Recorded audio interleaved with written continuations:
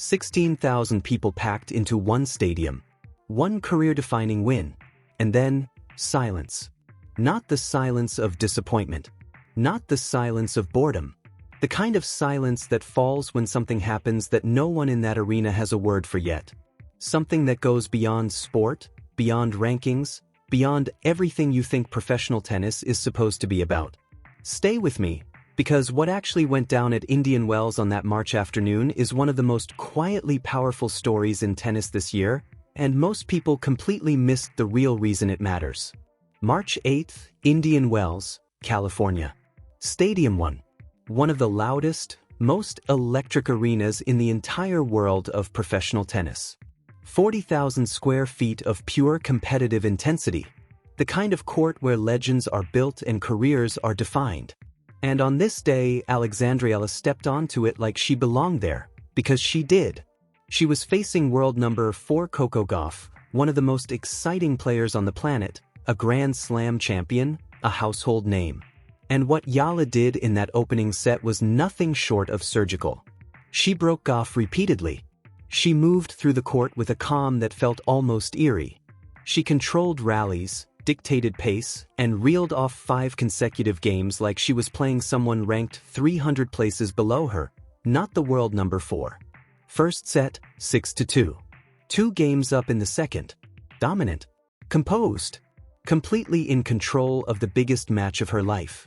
And then everything changed in a single moment. Gauff began struggling. Not tactically, not mentally, physically. Visibly, painfully, in a way you cannot fake and cannot push through. She would later describe the sensation as fireworks detonating inside her left arm. That kind of pain doesn't negotiate with you. It doesn't wait for a better moment. It just stops you. She walked toward the net. And in that split second, with 16,000 people holding their breath and every camera in the stadium locked on her, the match stopped being about tennis. Flags dropped. The noise died. An entire arena exhaled together. And Eala, standing right in the middle of the biggest victory of her career, didn't raise her arms. Didn't pump her fist. Didn't even glance at the scoreboard. She walked toward Gauff. Not as an opponent. Not as a winner collecting a moment. But as someone who genuinely, instinctively, cared about the person standing across the net from her. Now here's the question you have to ask yourself, because this is what separates a viral moment from a truly unforgettable one. How many athletes in that position with that much on the line would have done the same thing?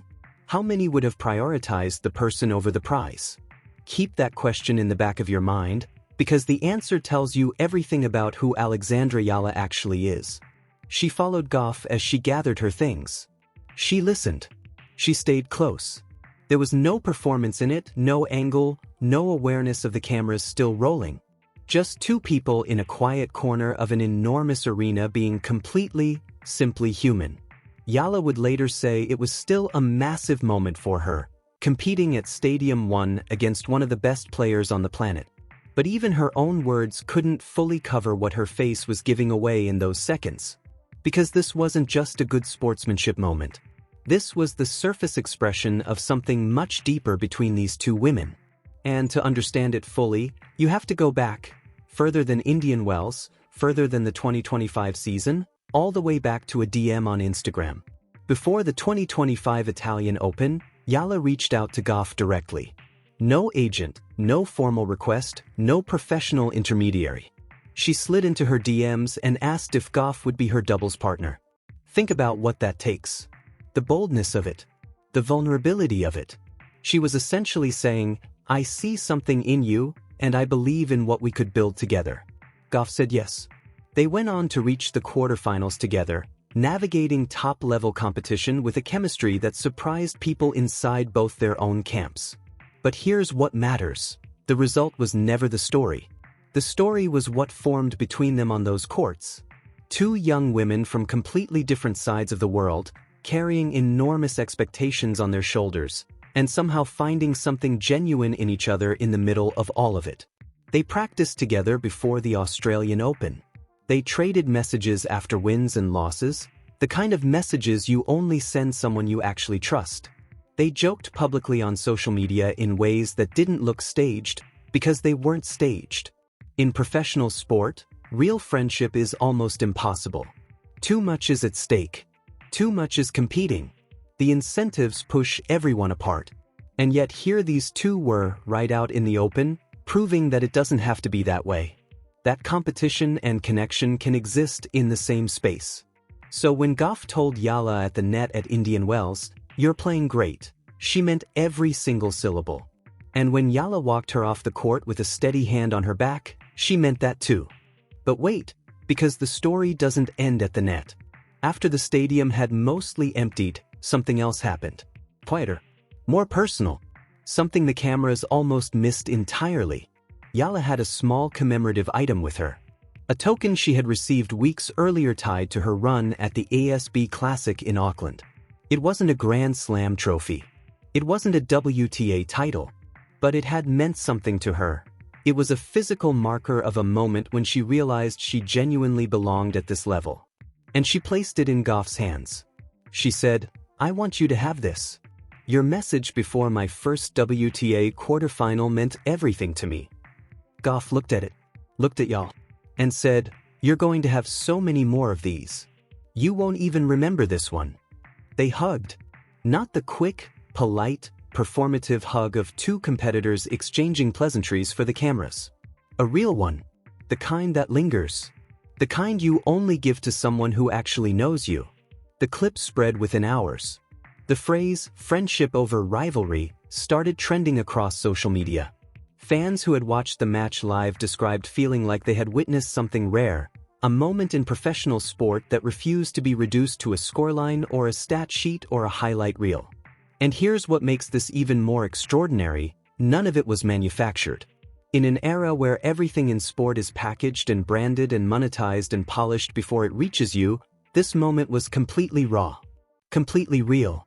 And that's precisely why it cut through. Now let's talk about what was actually building underneath all of this. Because Eala's run at Indian Wells didn't appear out of nowhere, and if you've been sleeping on her career trajectory, you need to wake up right now. Earlier in 2025, at the Miami Open, she had already served clear notice that something significant was shifting. She took down world number 2 Iga Swiatek, one of the most dominant players in the history of the sport. Then Grand Slam champions Madison Keys and Elena Rybakina fell in succession. That is not luck. That is not one good week. That is a player who has figured something out. Her run at Miami earned her over $300,000 in prize money, but more importantly, it sent a message through the entire WTA field. She belonged here. She'd always belonged here. The rankings were simply catching up to a reality that already existed. At Indian Wells, she pushed even further. Her run to the round of 16 was not a fluke, it was a continuation of a pattern. And when she stood at the microphone after her win over Gauff, she didn't mention prize money once. She spoke about the journey. She spoke about process. And then, on International Women's Day, something shifted in her voice. She thanked the women who built the path before her. She called Gauff an extraordinary competitor and a genuine role model and wished her a fast recovery. And then she turned toward the stands, found her mother's eyes in the crowd, and said words that broke the stadium open in a way no tennis result could ever do. The applause that followed wasn't polite. It wasn't the respectful applause of a crowd acknowledging a win. It was felt. The broadcast cameras scrambled to capture it. The crowd didn't want the moment to end. And for a few seconds in an enormous, nearly emptied arena, something happened that you simply cannot script. Meanwhile, the rankings kept moving. Eala broke into the top 30 on the WTA live rankings for the first time in her career. The wins over Swiatek, Keys, Rybakina, and now Gauff were no longer being treated as upsets. They were a pattern, a trajectory, evidence of something building at a pace that the tennis world is only beginning to fully reckon with. Gauff returned to competition at the Miami Open, faced Rybakina, and kept moving forward. When asked about Eala, she didn't pause, didn't search for words, didn't calculate her answer. She said, "She's a class act. I'm lucky to call her my friend." That's the line. That's the one that says everything. Because here's the truth that this entire story keeps pointing back to: professional sport is designed to isolate you. It rewards individual performance. It turns opponents into obstacles and turns every relationship into a transaction. And yet, two young women, both under enormous pressure, both far from home, both carrying the weight of entire fan bases and expectations, chose differently. They chose to show up for each other. They chose friendship in a space that rarely makes room for it.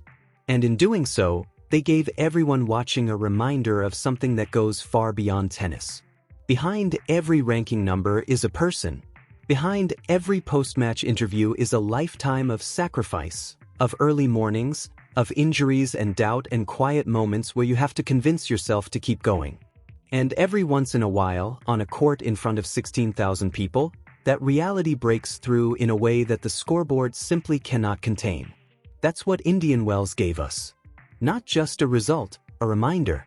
A reminder that the most powerful thing an athlete can do is not always the thing that shows up in the stats. Sometimes it's the walk towards someone who's hurting. Sometimes it's the hand on the back. Sometimes it's giving away something that meant everything to you because you believe the other person deserves to know they're going to be okay. If this story hit you the way it hit me, you already know exactly what I mean.